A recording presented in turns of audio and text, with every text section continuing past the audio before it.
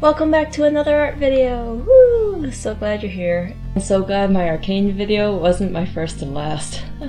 Today's video features 5 of my drawings, and they are fan art I made of the video game VALORANT. Just from looking at my first few videos and some art posts I've made, you can tell I've played a decent amount, so of course here's another VALORANT related upload.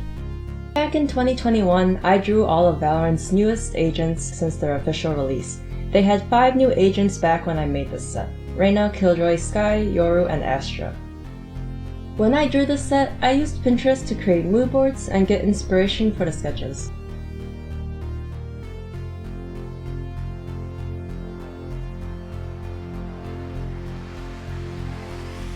So I started with the most recent agent of the time, Astra. Astra has this space theme, so I looked up many galactic images, pictures of space, stars, and planets, until I found the main pictures that would make up the skeleton to my drawing. Here, I really liked the majestic tall vibe I got from this image, so I knew I wanted to include it in there. My secondary reference was this image. Astra has this ability that pulls players to the center, and looks like this, similar to a galaxy, so I thought it'd be cool to include that as well. And for the figure, I used the default pose and put her in the middle of the rings. This way the figure is framed, and a focal point can be created to anchor the image. Astra's colors are mostly purple with gold accents and accessories, so I worked primarily with purple and used a warm orange-yellow for my lighting. My biggest challenge to this piece was replicating these grand rings. At first, I tried using various brushes I had to test it out. I figured how I would make the curve, but I could see the quality was a bit low and blurry, so I just had to manually draw the lines myself with various line weight. Then I could work the layer with some effects and transform tools to create the curve.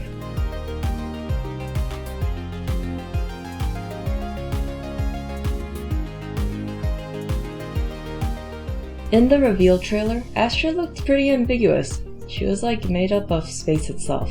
So I decided to keep that appearance when drawing her, because not only was the figure small anyway, so details will easily get lost when I zoom out, but I wanted the complexity and focus to be more on the scenery and galaxy portions of the image.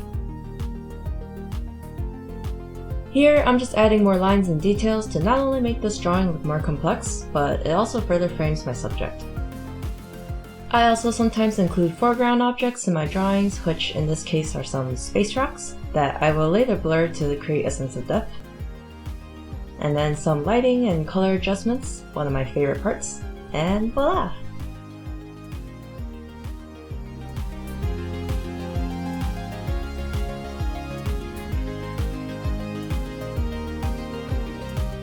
Nice! Look at my beauty!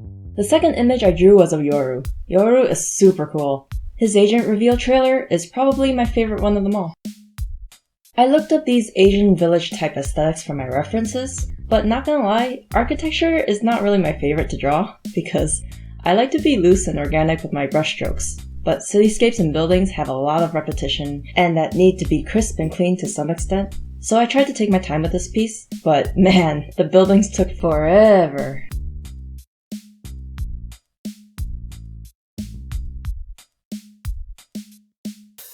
Yoru has this banner you can customize your profile with that has this mysterious green-blue palette, so I chose to use those colors in my drawing as well.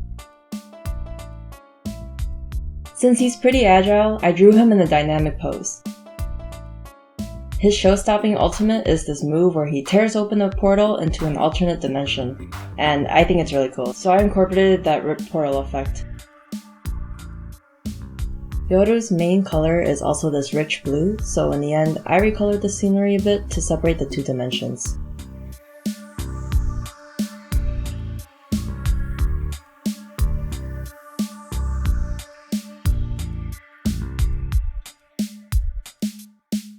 Hey, not bad. Coming up with a concept for Reyna was probably the most challenging of the 5 agents. She is this frightening, powerful woman who absorbs life and thrives off kills. At first, I was looking through many haunting, ghostly photos with crows, moons, and graveyards, until I came across this image that became my main source of inspiration, and then I found more similar images to use as reference.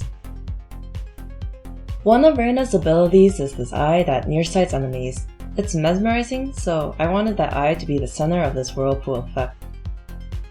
Along with the fog or clouds or whatever mysterious puffs these are, The eye kind of resembles a full moon. And you know how the supernatural is stronger under a full moon? Well, I thought that sort of intimidating, powerful vibe was suitable to Reyna. As you can see, Reyna has a magenta color scheme and floats around with another one of her abilities, so I drew her hovering. I decided to include some crows and naked trees because they often symbolize death, and if you know Reyna, she leaves a trail of death wherever she goes.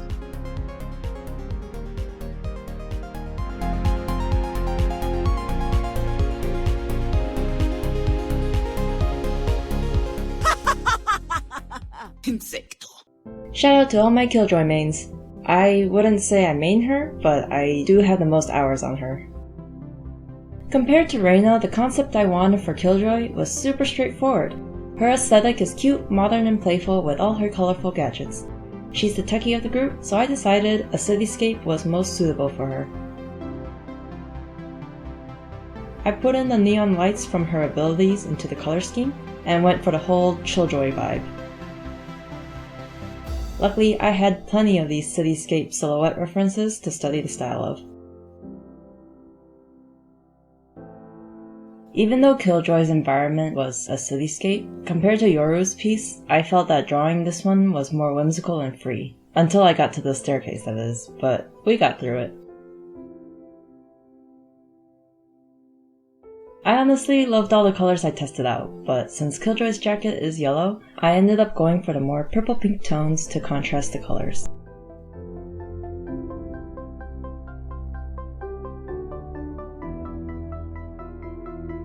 I don't know if you can tell, but I really vibed with this piece, and I'm happy with how it turned out.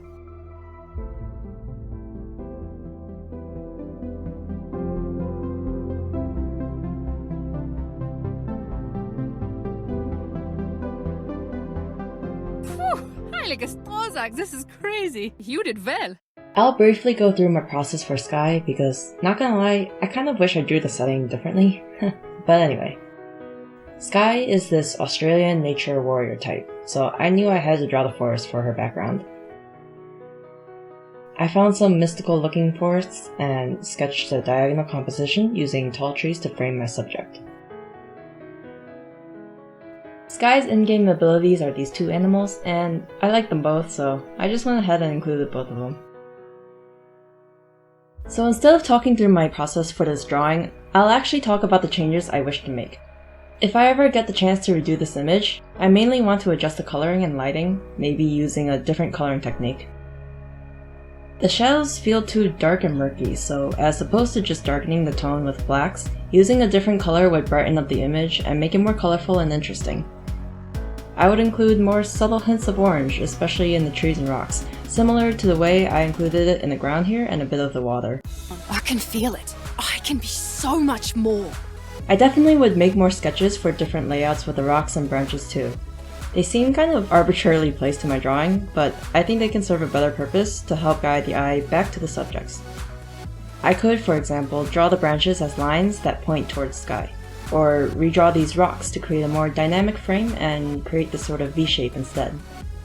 Yeah, lots of ideas hitting me now that I'm done with the drawing. Gotta love it when that happens.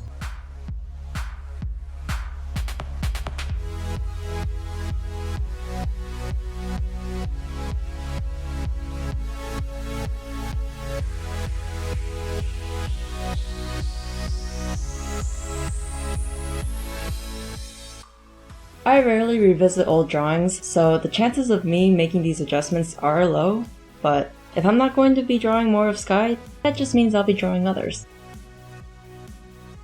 These 5 drawings are all available on my Gumroad shop. You can download the digital file and use them as wallpaper for your phones, iPads, vertical monitors, whatever personal use you've got for them. Just message me if a drawing you want is not in my Gumroad shop. On Twitter, I posted more VALORANT fan art. Unfortunately, I did not record the process, so you won't be getting any videos on those drawings, but yeah, the full images of all my VALORANT fan art are available there. All links are in the description below. And that's all for today. Thanks for watching till the end. See you in the next video.